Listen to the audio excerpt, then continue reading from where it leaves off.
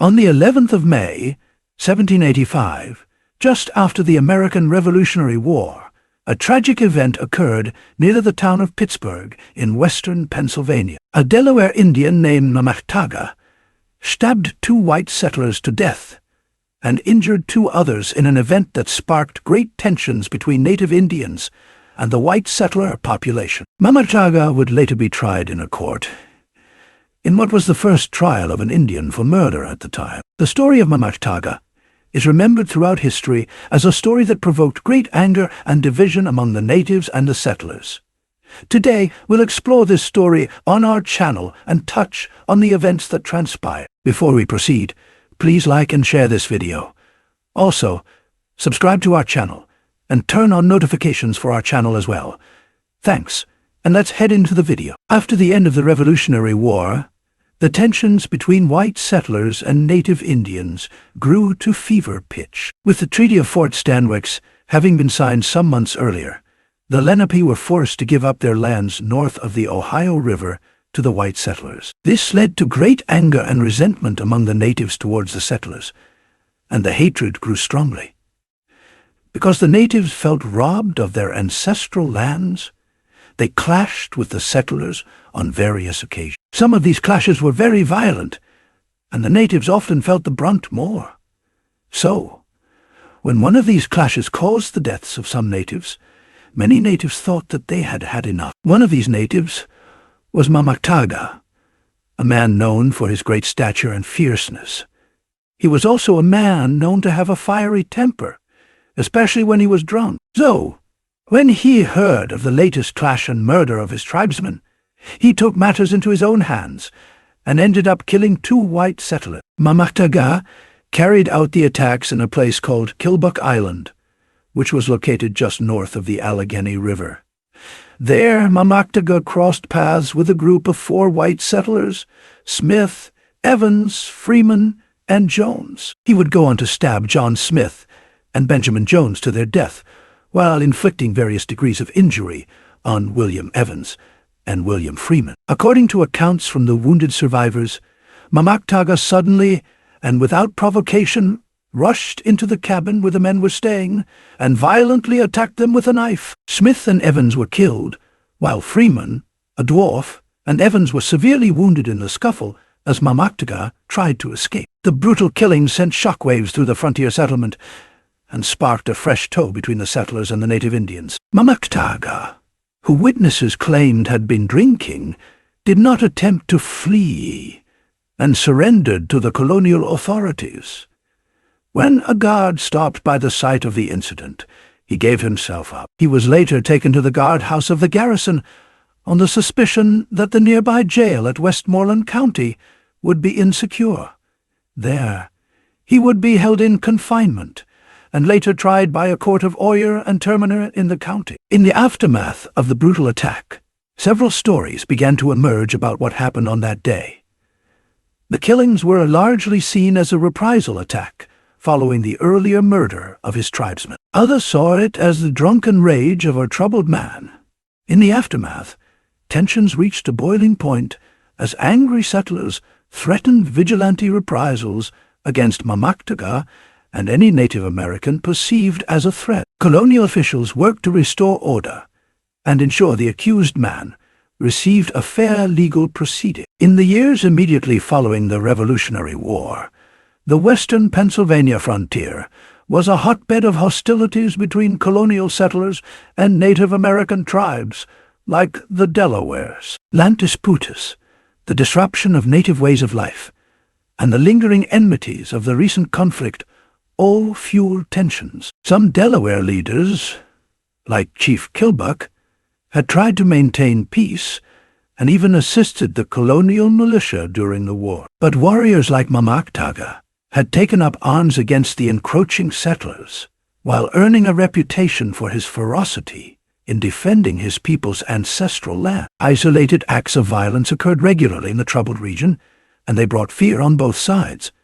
Settlers expanding into the wilderness clashed with native tribes protecting their hunting ground. In some cases, various atrocities were committed by renegade militias or rogue native war parties, no longer under the control of chiefs seeking peace. The unprovoked murders that Mamachtaga was accused of represented the escalating cycle of violence and mistrust gripping the region in the post-war period. To the colonial authorities determined to impose order, swift and harsh justice had to be meted out as a deterrent on the unruly frontier. Mamachtaga's arrest set the stage for a truly unprecedented legal proceeding in the English colonies of America. While Native Americans had occasionally been put on trial before, this was the first time one of them would be facing murder charges in the years after the Revolution. The trial represented the clash of two vastly different judicial traditions. On one side stood the English common law, and on the other stood an indigenous defendant from an oral society who likely had little to no comprehension of European legal customs and procedures. Immense cultural and language barriers had to be bridged during the proceedings. Mamachtaga spoke only Algonquian dialects, like Delaware, requiring interpreters to translate the complex arguments and terminology of English jurisprudence. He was provided with no legal counsel or advocate from his people to represent his case properly. One of the men whose accounts of this story are trusted due to his active involvement in the case is a man known as Hugh Henry Brackenridge. He was one of the most prominent people from Pittsburgh at the time, and he offered to take up the case as Mamachtaga's lawyer. While the idea of representing in India enthused Brackenridge, other white people resented him for it and took offense. Brackenridge set to work immediately and met with an interpreter of the native Delaware language to act as an intermediary between him and his potential client. He sent over the interpreter to Mamachtaga to ask him if he could afford a fee for his services in cash or kind. Mamachtaga offered to part with about 40 weight of beaver for his services, with beavers being a means of exchange used by the natives. They both arranged with a trader who held the weights in possession, and the transfer was agreed upon just as a meeting between the client and lawyer had been set. Brackenridge later set out to visit Mamachtaga, his client, where he was held. When he arrived at the site, he was taken to a place that looked like a hole. There, in that hole, Mamachtaga lay like a defeated man, sunken and aware of the difficult fate that awaited him. Throughout his conversation with Brackenridge, Mamachtaga did not show any signs of optimism. He recounted the events that transpired on that day and admitted to the murder of the two men. After Brackenridge heard this account, he laid out his defense before Mamachtaga. But he was in no mood to listen to any of it. He was well aware of the difficult end that was in sight, and his countenance soon began to rub off on his lawyer. Right there in that depressing hole, Brackenridge decided that it would not be right to keep the payment he was given. Seeing that there was no hope of a favorable verdict in sight, he offered to use the beaver payment to buy food and new clothes for the prisoner, as he was presently dressed very shabbily. But Mamachtaga refused any help from him. After Mamachtaga refused to take back the payment, Brackenridge soon set out to leave the place. On his way out, he met a woman who sat by the door to the hole, and who was fluent in English and in the native Delaware language that Mamachtaga spoke. He told the woman to present the options of death by hanging or burning to Mamachtaga, but she vehemently refused this request. The interpreter would later agree to put this request to Mamachtaga, who accepted to be shot or tomahawked, as was the norm with native Indians in Delaware. When news of Brackenridge's involvement in the case filtered across town even further, many people were angered and took it upon themselves to exert justice on the matter. The people feared that the case could turn in favor of the accused Indian, so they attempted an invasion of the garrison, where Mamachtaga was kept in confinement. Led by several disgruntled white men, they stormed the place with loaded guns and an army of other angry people. They demanded that Mamachtaga be released to them, so they could hang him immediately and bring a swift end to the matter. The interpreter sighted this marching crowd and immediately took to his heels. Unfortunately for him, he was mistaken for the prisoner and was pursued vigorously by the angry crowd. The interpreter managed to escape after crossing a river to the Indian River, just before the crowd realized that he was not the target. After he returned, the interpreter told Brackenridge that he had no further interest in the case. He even offered to relinquish any claims he had to the balance of the beaver payment that was expected from Mamachtaga's tribe members. By this time, Brackenridge already knew not to expect anything from his tribesmen, as they were not exactly friendly with Mamachtaga. Mamachtaga had earlier been accused of murdering 2 of his tribe members, and so did not have a good reputation among his people. Despite this, Brackenridge opted to continue in his capacity as Mamachtaga's lawyer and set out to defend him in court. Mamachtaga's day in court soon arrived, and he was accompanied by his lawyer and the interpreter to the courtroom.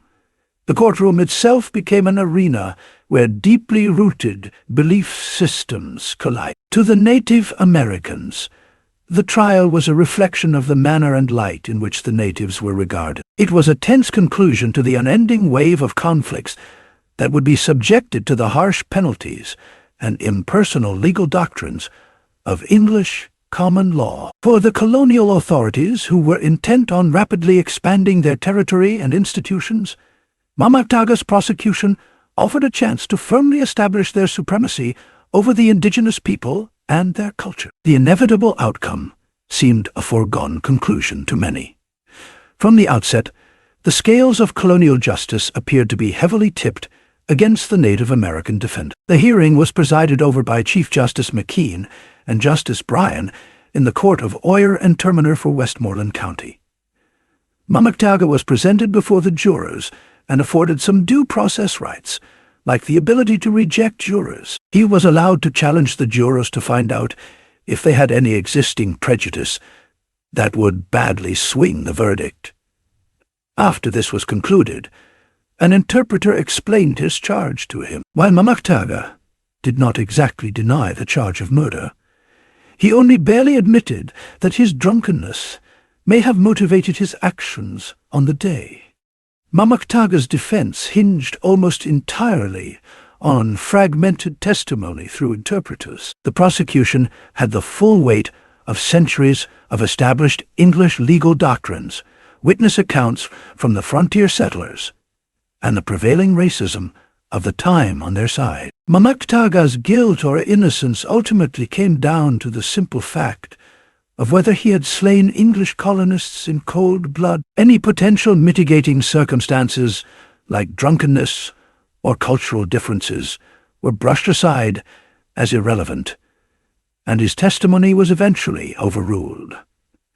After weighing the arguments, the jury rendered its historic verdict. Mamachtaga was found guilty of murdering the colonists Smith and Evans. It set a sobering legal precedent for the prosecution of Native Americans under European laws in the future across the frontiers. The sentence handed down was equally severe and uncompromising: death by public hanging. It sent an unmistakable message from colonial authorities about their laws being enforced over the entire frontier region. As the sentence was read out, Mamachtaga reportedly hoped aloud that the good man above would forgive him for the violence he had committed. By his admission, he had been deep in drunken rage during the killings, a powerful mitigating factor in many native justice systems that English law disregarded. In a final insult, when Mamachtaga asked if he could instead face execution by firing squad or tomahawk per native warrior custom, he was curtly informed that hanging was the only acceptable method of capital punishment under English criminal statutes. Mamachtaga had even pleaded to the court that he was allowed to compensate the relatives of the dead man with any material possessions in exchange for the life he had taken. The court duly rejected this request, as he was told that his people's traditional ways carried no meaning in the colonial court.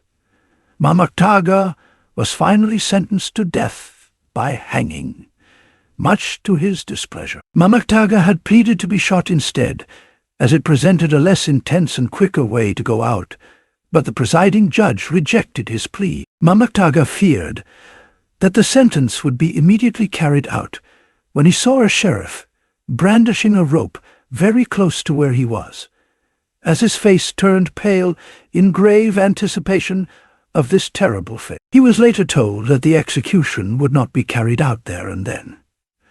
While he was still recovering from this shock, he was asked if he had any last words to say before being taken away. He responded by acknowledging that the trial had been fair, and just while also appealing for calm from his tribe members.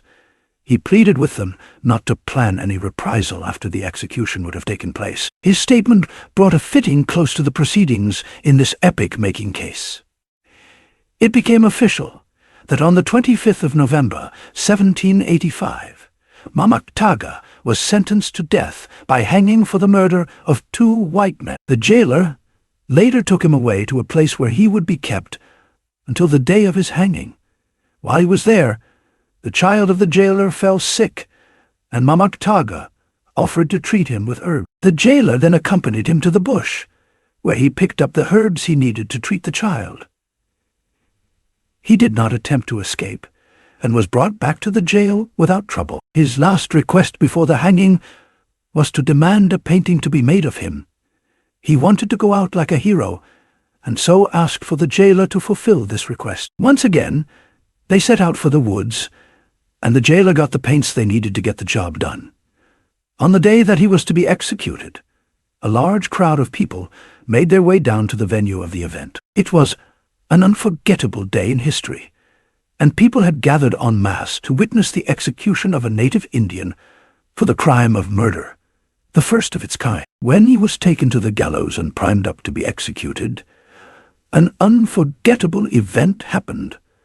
As he climbed the ladder that was sighted across the gallows, the rope broke, and he fell to the ground. He was not so lucky on the second attempt as the rope was held out, and the hanging was completed. There in Hannistown, the great, fierce Mamachtaga lay dead, dangling by a rope and stripped of his life and dignity. He was the first ever native to be tried in the USA, and his death marked a significant milestone in the contemporary sociopolitics of the USA. Mamachtaga's execution will forever be remembered in history as a reflection of the reality at the time. At a time when there was grave conflict and a great deal of tension between the native population and the encroaching settlers, his case was a point of reference. It served as a reminder of the heights or depths to which the natives could plunge if they continued to be threatened and pushed by the white settlers. It also represented the unfortunate fate that awaited any native brave enough to take matters into their own hands. Mamachtaga was a courageous but ultimately violent man whose thirst for vengeance blinded his good reason. It didn't help that he had earlier been accused of killing some of his people, and was notorious for some of his unfortunate drunken episodes. While there may be people who feel that Mamachtaga was led to drink by the white settlers, others believe that he was solely responsible for the events of that fateful day. Yet, his story has caused a ripple effect of sorts in the unending debate about land ownership, settlement, and expansion in native land. Today, he is often remembered for his act of defiance against native settlers, and his actions may even have been seen as an act of heroism, making him a native martyr of some sort. On this note, we have come to the end of today's video. We hope you enjoyed watching this video and look forward to having you next time we roll out a video on our channel. Once again, please like this video, share it, and subscribe to our channel. Also, please turn on notifications for this channel so you never get to miss out on any of our latest videos. Thanks for watching and see you next time.